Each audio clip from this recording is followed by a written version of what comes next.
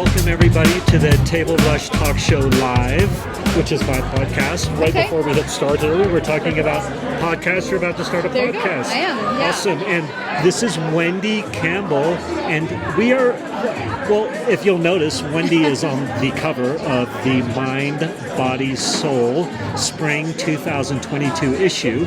We're at the spring release party, which has been epic and fun. It's been so fun. So fun. And again, so Wendy, you have been so patient, and thank you. But again, not only the cover model, the cover girl, but you have an amazing article in here as well. So thank you. Yeah, it's on page 8, and plan for tomorrow, live for today. How fun is it to? Well, first off, we can't leave everybody hanging. What's your podcast? Do you have your podcast name sorted out yet? Okay. I don't. I'm actually just in the process of figuring out, COVID was such a pivotal point for so many people that are in the coaching and the industry of speaking. And so we're getting back out there. We're getting in front of audiences before that we haven't. So this is good. Yeah. Cool. So, but it's in process. It's percolating. Absolutely. All she's done, by the way, is written 2 books. You speak all over the place. So if you find a time to get the podcast together, we'll be blessed. So thank you. Yes. Yeah. But how fun is it to be on the cover and in the magazine? Tell me. Honestly, like what a blessing, what a gift to be able to be out there in the place that I am in now in my life, with so many challenges and so many blessings and so many burdens and so many blankets and all of the things that life has to offer. I have 2 biological children, 4 kids in a blended family, and a grandson, and it's like, wow, all of the things that life has thrown at us over the years. And we get to that pivotal point that it's like, I just want the world to know there's so many ways we can handle so many things. And honestly, I was talking to a lady earlier tonight that we were talking about like all of the things that the pandemic brought us.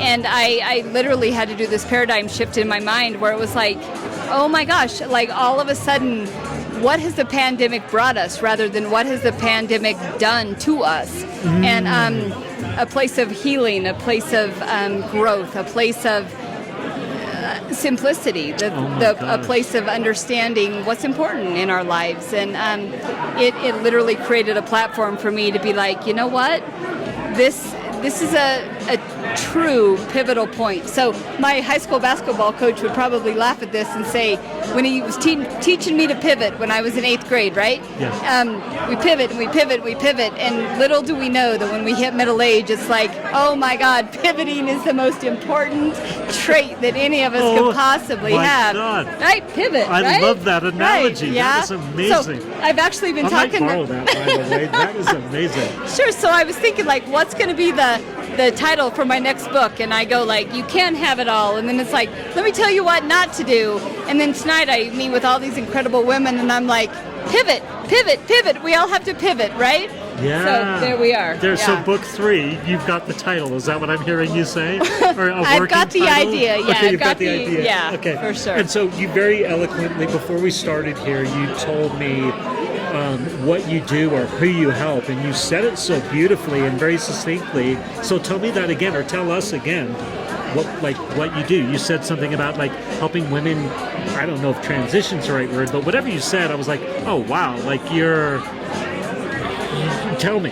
Tell us. So I think transition is a really good word to use, right? So we all have to transition, whether it's situational, whether it's a place we are in our lives where we have to transition. If everybody thinks everything will run smooth 100% of the time, you're completely you're not in line. That doesn't happen. And so as much we can be the ultimate optimist, we can be the one that always looks for the good, always looks for the positive.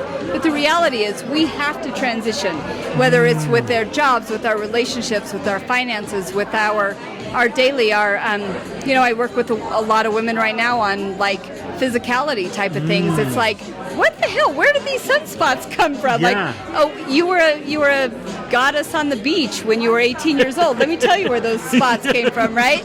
So transition. So we transition aesthetically. We transition from a standpoint of different places where we're saying, like, this is the time where we can, like, react to all of the things throughout our life that we, as much as we preach proactively, that's not reality.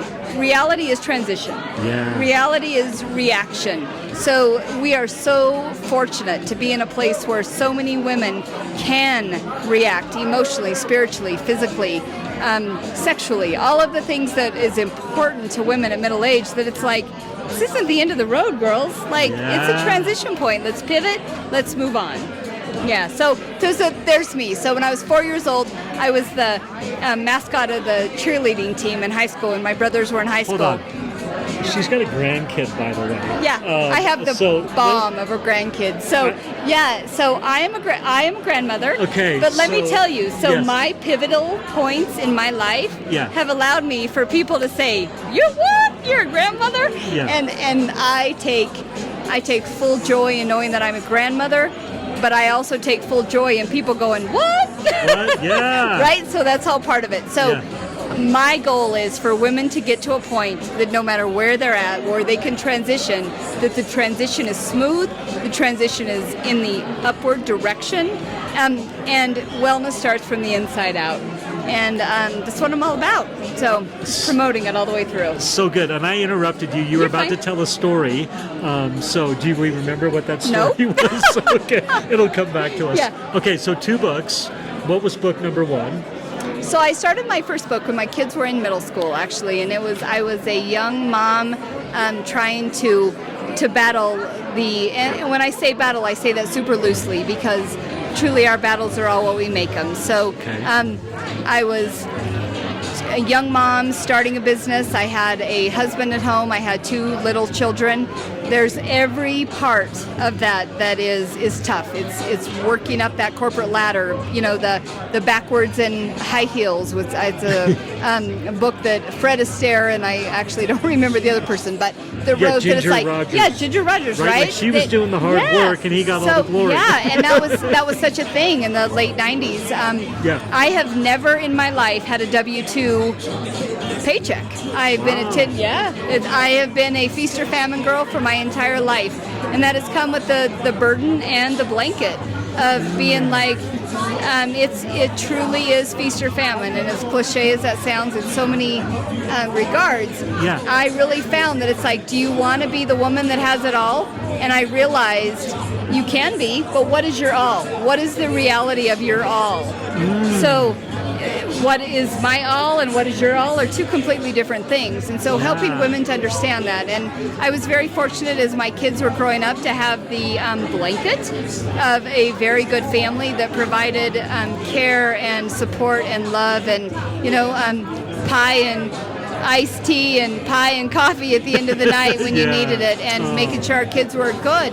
And now I'm at the point where I have that same blanket in a lot of ways with a lot of my friends and family and people that even in a secondary part of my life where I'm divorced. I have 2 grown children and a grandson and a blended family of 4, and I have there's another blanket that comes into that where they support where you're at in that time of life and how important that is, because women can do it all, but you have to decide what is all, right? So when women start to pay attention to their health issues, when they pay attention to their weight, to their aesthetics, to their spirituality, their emotions, it's a package deal. Yeah, you don't get to pick and choose. You're either all in or you're all not. And I'm so fortunate to be blessed with amazing women in my life, from my grandmothers to my mother to my cousins to my friends to my daughter to my stepdaughter to people that in my life show me how to be and how not to be. And I thank God every day that I have the support system that I do that helps me share that same thing with other women. It's beautiful. Yeah, thank you. Yeah.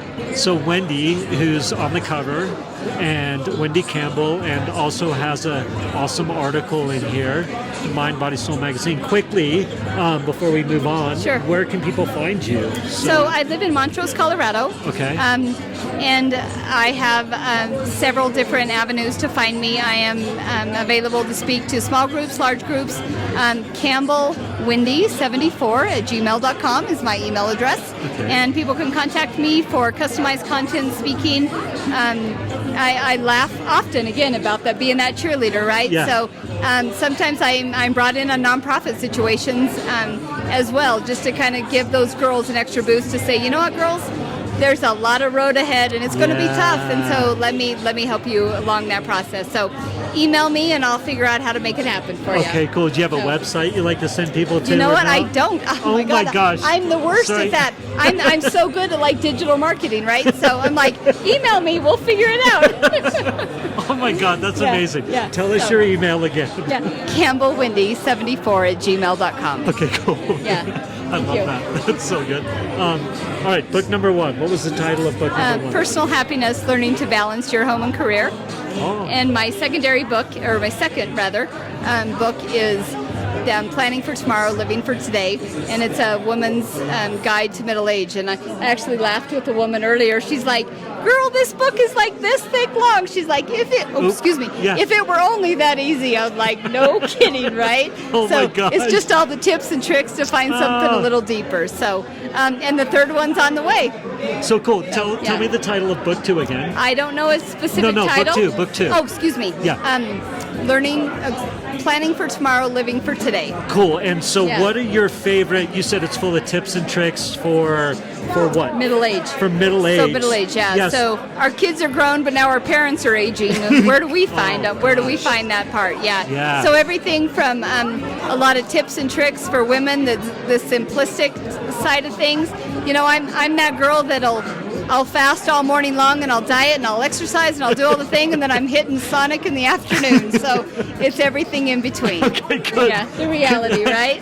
Yeah. Can they find, is this book on Amazon? It is. Per chance? Both of them Fantastic. are, yeah. Okay, both books Yeah. are on Amazon. So what are your favorite, like off the top of your head, book number 2 that's got the tips and tricks for women in heading into middle age, or maybe catapulting towards the empty nest? Like, what are your favorite tips? What are your favorite, honestly, you're like, oh my gosh, I know I don't know anybody watching this, but go to page 50 and read this. Or You know, I honestly, I wish I could direct you specifically, but what I will say is my thing, I traveled corporately for so many years in my previous career. I would grab things that would get me through a flight. And that was usually, and that's where the size of my books came from. That it's like a woman can sit down with a glass of wine, pick this up and go, I want to talk about sex, I want to talk about finances, I want to talk about home decor, I want to talk about this, and I have to be done by the time I get there. And so that's where my books are at. That was totally my thing, is like, I can have a couple glasses of wine, read this book, and I'm ready to roll when I hit the ground. Oh my God, it's so good. That is so good. So I don't have a specific page to direct you to. That's Read fine. the book. You read the book. Read the book. Oh my gosh. So, What are your what are your top 3 things that you do every day to kind of keep you in this joyous, open-minded, and able to find the goodness in the rough spots or in the transitions, or to pivot with grace, or what on a daily basis, what are your top 3 things that you're doing every day? So I would say the top 3 things, and it's funny, you just said pivot with grace. I might have found my new book title, right? Yeah. So I would say I get up every morning and I make my bed. My grandma used to tell me, she used to actually wake us up and say, get out of bed, you have to make the bed.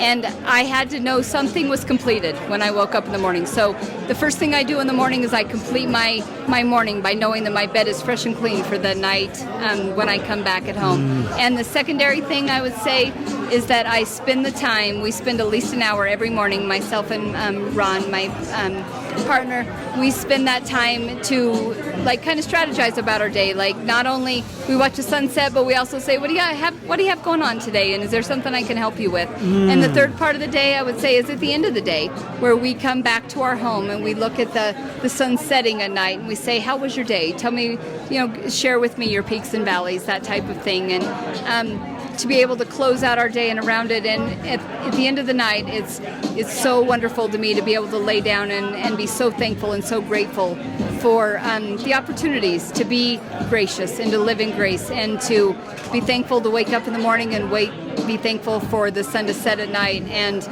what happened in between there is all up to us.